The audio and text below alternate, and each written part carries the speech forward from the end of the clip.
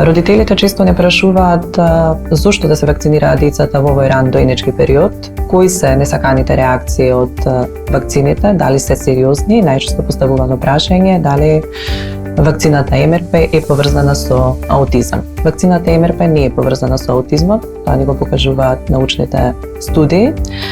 Меѓутоа, со самото одложување на вакцината со МРП, родителите ги доведуваат нивните деца во ризик да можат да се заразат со овие заразни заболувања. Како што видовме за време на епидемијата со морбили во 2018 година, кога посериозни несакани реакции од вакцината МРП не видовме, меѓутоа во тој период како последица од болеста почина 4 деца. Точни и веродостојни информации поврзани со вакцините родителите може да добијат од веб-порталот e-здравство. Исто така, тука сме ние од вакциналните пунктови за да одговориме и да ги решиме сите прашања и дилеми поврзани со вакцините.